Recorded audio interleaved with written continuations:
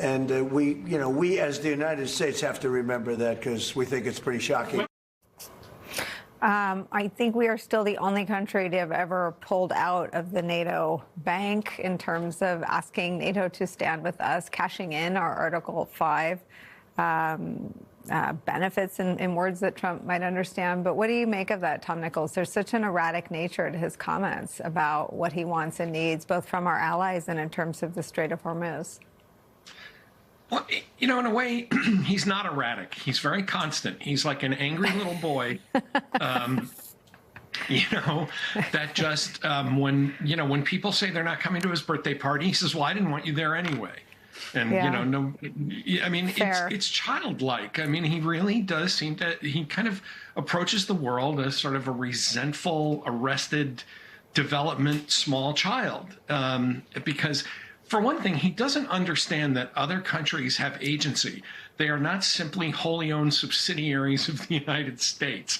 They are not part of Trump enterprises. Keir Starmer is not the executive vice president for, British relations in the Trump organization. These people answer to their voters.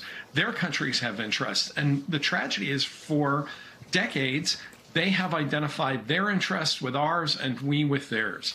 And now Donald Trump says, look, an alliance means that you do what's good for me when I tell you to do it and when I snap my fingers. And then the rest of the time I insult you and I talk you down because, of course, I'm the most powerful and we have the best and we don't need anyone. And then he's shocked when all the other kids won't come to his party. Well, that's international diplomacy. People don't like to jump into a war that they didn't have any part in starting. This could have been avoided with just a modicum of competent diplomacy, of just talking to some of these governments ahead of time, not just to make the case, but to say, look, we understand you might have heartburn about this. We're going to do what we can to keep you in the loop. And instead, every single day, Trump vacillates between we don't need you and you're stupid and weak, and how come you stupid, weak people that we don't need aren't showing up and putting your sons and daughters on the line and putting them in harm's way.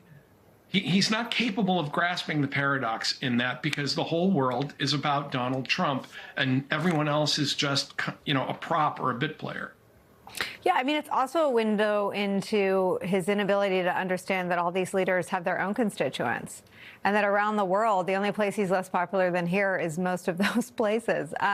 No one's going anywhere. Another stunning moment where he reveals his ignorance of our own country's military history. I'll show that to you. Also ahead, the pushback against Pete Hegseth is getting louder after Pete Hegseth declared, quote, no quarter, no mercy, something that is considered a war crime under international law. Plus, Donald Trump is fuming over press coverage of the war and his administration's threats to silence the media, has First Amendment defenders sounding the alarms today.